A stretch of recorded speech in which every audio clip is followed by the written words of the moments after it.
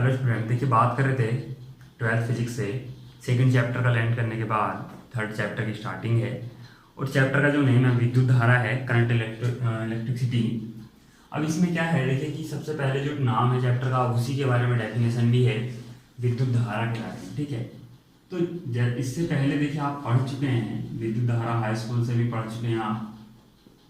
ठीक, और विद्युत धारा जो उत्पन्न होती है वो किससे होती है, इस बारे में भी आपको जानकारी है। नॉर्मल हम बोलते हैं कि विद्युत धारा प्रवाह होने से मतलब होता है आवेश का प्रवाह, और आवेश से रिलेटेड सारी चीज़ें आप पहले और दूसरे चैप्टर में अभी तक पढ़ चुके हैं। तो सबसे पहले तो आप अगर आवेश का ध्यान हो तो आपको क्या होता है कि आवेश का, किसी वस्तु पर आवेश का आना क्या होता था कि उसके अंदर उपस्थित जो आवेश होता था उसको अव्यवस्थित करना या उस पर इलेक्ट्रॉनों की कमी या अधिकता को प्रदर्शित करना होता था। ठीक है, तो इसी चीज को हम क्या बोलते थे, आवेश, और उसी के ऊपर रिलेटेड है विद्युत धारा। अब देखिए एक चीज यहाँ और ध्यान रखेंगे। देखिए यहाँ विद्युत धारा, क्योंकि आवेश से उत्पन्न होती है क्या, विद्युत धारा। ठीक है, लेकिन आवेश को ऐसा यूनिट में 7 मूल राशि में जगह नहीं मिली थी, विद्युत धारा को मिली थी, जबकि आवेश की वजह से विद्युत धारा उत्पन्न हुई। ऐसा क्यों? उसका रीजन है कि आवेश का मेजरमेंट किसी भी हद पर बिल्कुल एक्यूरेटली मापना है, आवेश को एक्यूरेटली मापना किसी टाइम, किसी जगह या किसी चालक के लिए वो एक्यूरेट नहीं होता, यानी उसका सही मापन नहीं किया जा सकता। लेकिन विद्युत धारा एक ऐसी राशि है जिसका सही मापन किया जा सकता है, यानी एक्यूरेटली मापन किया जा सकता है, मेजर किया जा सकता है। इसीलिए आवेश की जगह विद्युत धारा को प्राथमिकता दी गई 7 मूल राशियों में। ठीक है, और इसके लिए जो आपने मात्रक पढ़ा भी होगा 7 मूल राशियों में, तो इसके लिए मात्रक दिया जाता है एम्पियर, कैपिटल ए से जिसको डिनोट किया जाता है। ये वैज्ञानिक के नाम पर, यानी जो जिन्होंने इसके बारे में जानकारी दी उन्हीं के सम्मान में इसको उनके नाम पर ही मात्रक को दिया गया। तो बात करते हैं देखिए विद्युत धारा के बारे में क्या है। तो सबसे पहले तो आप जो चीज़ मैंने बोली उस चीज़ को ध्यान रखेंगे कि आवेश से ही उत्पन्न होती है। और दूसरी चैप्टर में आपने जब पढ़ा विभव, ठीक है, तो विभव की वजह से आपने क्या पढ़ा था, आप ये चीज़ थोड़ा ध्यान कीजिए। और विद्युत धारा की डेफिनेशन उसी के ऊपर डिपेंडेड होगी। विभव से मतलब है, देखिए अगर 2 टर्मिनल हैं ए और बी, ठीक है, तो इन पर यदि विभव बराबर है तो क्या आवेशों का प्रवाह, यानी आवेशों का प्रवाह जो होगा या आवेश का प्रवाह वो संभव होगा? नहीं होगा। क्यों? क्योंकि विभव समान है तो आवेश का प्रवाह नहीं होगा।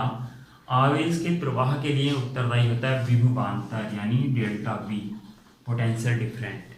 ठीक है, यदि पोटेंशियल डिफरेंस है तो आवेशों का प्रवाह होता है, अगर नहीं है तो नहीं होगा। ठीक है, तो जब 2 पॉइंटों के बीच में क्या हो, विभवांतर, यानी विभवांतर उत्पन्न होगा, उस समय आवेश का प्रवाह संभव है, वरना नहीं है।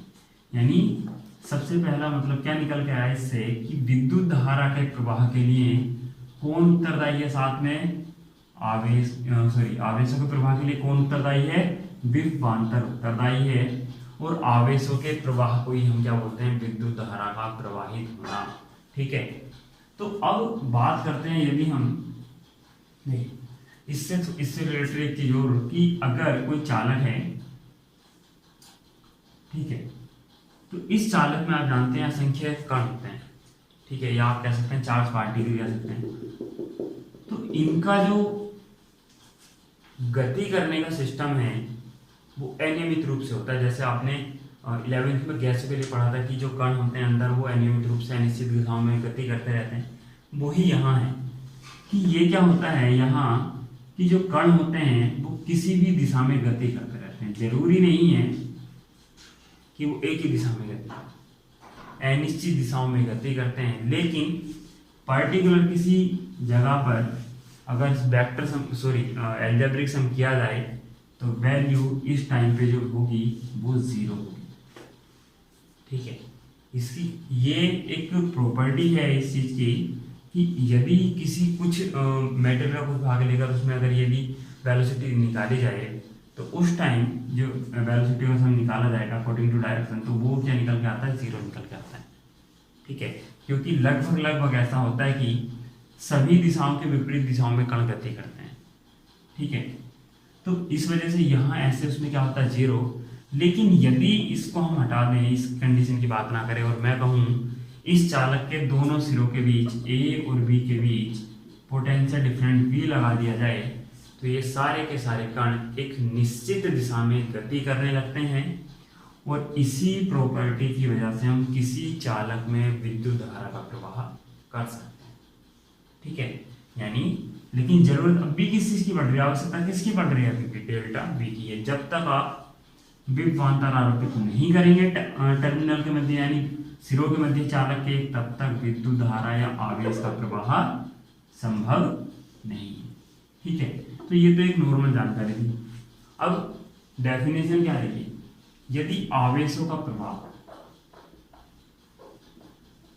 आवेश का प्रवाह जब होगा तो आप एक चीज सोच के चलिए कि किसी भी चीज को अगर कोई भी चीज फ्लो हो रही है तो उसका वो कुछ ना कुछ समय तो अवश्य लेगी, कुछ ना कुछ समय अवश्य लेगी। यानी आवेश जब प्रवाहित हो रहे होंगे तो समय तो जरूर लेंगे, चाहे ये पलक झपकने भर का टाइम हो, ठीक है, या कुछ नैनो सेकंड की मैं बात करूं उसका टाइम हो, लेकिन समय तो कुछ ना कुछ होगा।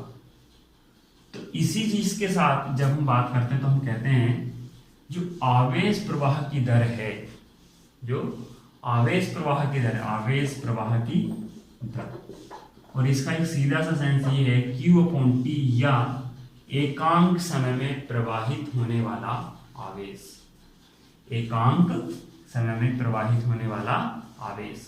ठीक है, तो ये दोनों ही चीजें एक हैं कि आवेश प्रवाह की दर या एकांक समय में प्रवाहित होने वाला आवेश। तो इस प्रवाह की दर को हम क्या बोलते हैं, I बोलते हैं, विद्युत धारा कहते हैं जिसको कैपिटल I से डिनोट किया जाता है, और Q/T। ठीक है, अब देखिए आप, ये तो हुआ क्या, सूत्र हुआ इसका। दूसरी चीज, इसी चीज को देखिए, मैं एक बात, इसी चीज की मैं बात कर भी रहा था कि अभी जो मैंने बात की, देखिए जब AC होती है, अगर आप हाई स्कूल में ध्यान हो आपको, AC और DC दो तरह की करंट होती थी, प्रत्यावर्ती धारा और दिष्ट धारा। तो जो हमारे पास प्रत्यावर्ती धारा वो इस तरह से चेंजेबल होती है, यानी धारा का मान लगातार बदलता रहता है। लेकिन अगर मैं बहुत छोटे से भाग की बात करूँ यहाँ इस तरीके से, तो यहाँ कुछ ज़्यादा हमें परिवर्तन नहीं मिलता।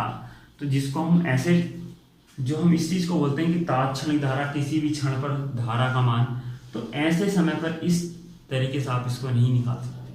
क्यों? क्योंकि मैंने बोला था, अभी बता रहा था मैं कि आवेश का एक्यूरेटली मापन किसी समय पर या किसी चालक में नहीं किया जा सकता, लेकिन धारा ज्ञात होने पर और समय ज्ञात होने पर उसका आवेश का सही मापन किया जा सकता है।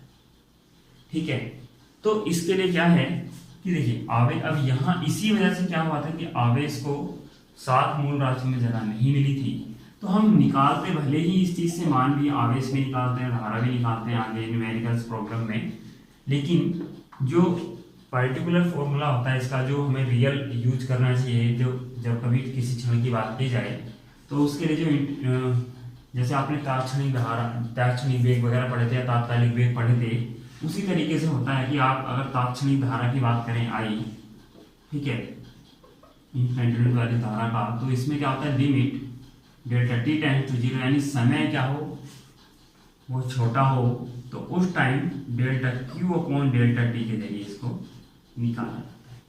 आप इसी प्रॉब्लम को लिख सकते हैं dQ/dt। तो ये आपकी तात्क्षणिक धारा को प्रदर्शित करता है।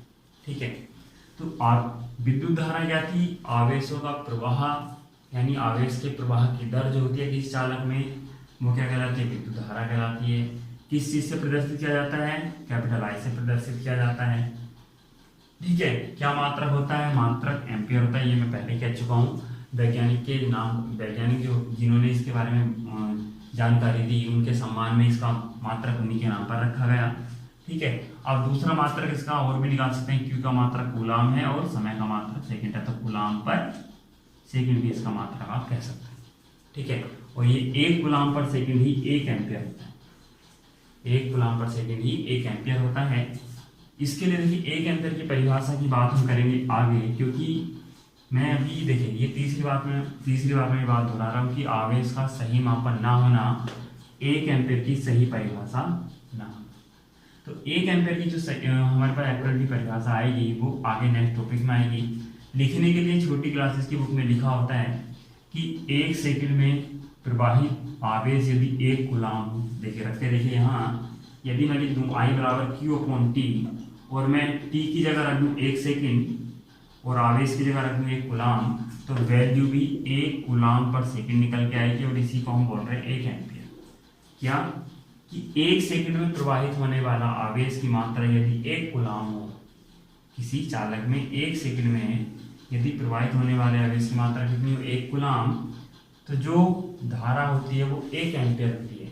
ये परिभाषा छोटी बुक्स में लिखी हुई है, यानी हम जो छोटे स्टैंडर्ड की बुक पढ़ते हैं ये वहाँ तक तो ठीक है, लेकिन ये कोई ऐसे कहिए आप कोई जिसको हम कहते हैं कि हाँ संतुष्टिपूर्ण व्याख्या करे किसी 1 एम्पियर की, वो नहीं है।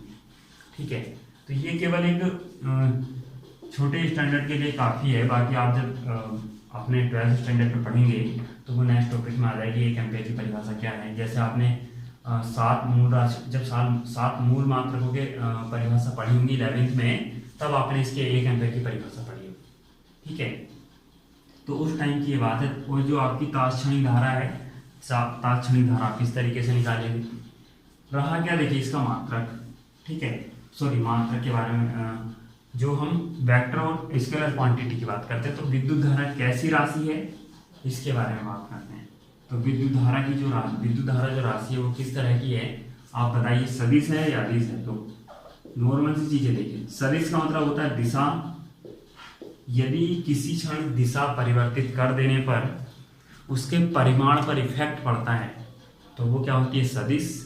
और यदि दिशा चेंज होने पर परिमाण पे इफेक्ट ना पड़े तो अदिश। ये सबसे इंपॉर्टेंट चीज़ है। बस ऐसा बोलते हैं दिशा और परिमाण हो तो सदिश, और दिशा और परिमाण हो तो अदिश। जबकि रियलिटी ये है यदि दिशा चेंज होने से परिमाण पर इफेक्ट पड़े तो तब सदिश होती है, और अगर नहीं पड़े तो अदिश।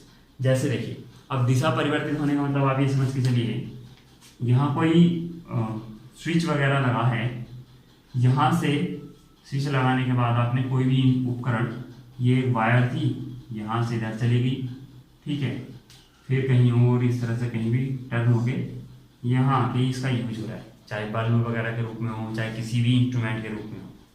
कितने टर्न हैं, यहाँ डायरेक्शन ये होगी, डायरेक्शन ये। क्या धारा के मान पर यहाँ आते आते कोई इफेक्ट पड़ा होगा, नहीं पड़ा होगा। ठीक है, जो धारा का मान यहाँ होगा वही धारा का मान यहाँ भी आया होगा। तो जब उसके परिमाण पर कोई इफेक्ट नहीं पड़ रहा डायरेक्शन का, तो कैसी राशि हो गई, अदिश राशि हो गई। ठीक है, तो ये और जो ये देखिए इसमें एक चीज और क्लियर करूँ कि ये तो सदिश और अदिश हो गई। अभी मैं चालक की बात कर रहा था कि जो चालक होता है, तो हम ये एक चालक हुआ, ठीक है, तो होता क्या है कि जब इलेक्ट्रॉनों का प्रवाह इसमें होता है यानी विभवांतर आरोपित किया जाता है, तो इसमें क्या होता है, इलेक्ट्रॉन का प्रवाह होना शुरू हो जाता है, यानी आवेश का प्रवाह शुरू हो जाता है। तो इलेक्ट्रॉन क्या होते हैं, देखिए अगर यहाँ मैं बात करूँ इधर पॉजिटिव है इधर निगेटिव टर्मिनल है, तो इलेक्ट्रिक फील्ड की डायरेक्शन ये होगी। और जबकि इलेक्ट्रिक फील्ड की अपोजिट डायरेक्शन में चलते हैं इलेक्ट्रॉन क्योंकि देखिए यहाँ इसका पॉजिटिव चार्ज होने का मतलब क्या है कि यहाँ इलेक्ट्रॉनों की क्या है, कमी, और यहाँ इलेक्ट्रॉनों की क्या है, अधिकता। जब इनको दोनों टर्मिनल को किसी चीज से जोड़ा जाएगा तो इलेक्ट्रॉन इस कमी को पूरा करने के लिए पॉजिटिव टर्मिनल की ओर चलना शुरू करेंगे। इलेक्ट्रॉन अपने जहां अधिकता है वहां से क्या होगा, कमी को पूरा करने के लिए पॉजिटिव टर्मिनल की ओर चलेंगे। लेकिन यहाँ पॉजिटिव ये टर्मिनल है और नेगेटिव है, तो इलेक्ट्रॉन ये जो इलेक्ट्रिक फील्ड की डायरेक्शन है वो क्या होगी, पॉजिटिव से नेगेटिव ही होगी। लेकिन इलेक्ट्रॉन चल रहा है नेगेटिव से पॉजिटिव टर्मिनल की ओर। ठीक है, जो अब हमारे पास देखिए धीरे धीरे क्या होता है कि ये इलेक्ट्रॉन की कमी क्या होती है, यहाँ पूरी होती जाती है, और यहाँ भी जो इलेक्ट्रॉनों की अधिकता थी वो भी धीरे धीरे कम होती जाती है। यानी यहाँ इलेक्ट्रॉन की अधिकता कम होती चली जाएगी, तो यहाँ इलेक्ट्रॉन की कमी कम कम होती जाएगी। यानी अगर यहाँ पहले 2 इलेक्ट्रॉन की कमी थी तो फिर 1 बचेगी, फिर 0 हो जाएगी। यहाँ अगर 2 इलेक्ट्रॉन की अधिकता है तो पहले 2 के बाद फिर 1 बचेगी, फिर 0 हो जाएगी। ठीक है, तो ये प्रोसेस यहाँ चलेगा। और इलेक्ट्रॉनों के चलने की विपरीत दिशा में विद्युत धारा की दिशा होती है। इलेक्ट्रॉन यानी ऋण आवेश, जो ऋण आवेश है, ऋण आवेश की विपरीत दिशा में धारा की दिशा होगी, या आप ये भी कह सकते हैं पॉजिटिव आवेश की दिशा में ही धारा की दिशा होती है। पॉजिटिव आवेश के चलने की दिशा में ही धारा के चलने की दिशा होती है। तो आई होप कि आपको विद्युत धारा का टॉपिक ये समझ में आया हो। तो थैंक यू फॉर वॉचिंग, और लाइक और सब्सक्राइब का शेयर करना ना।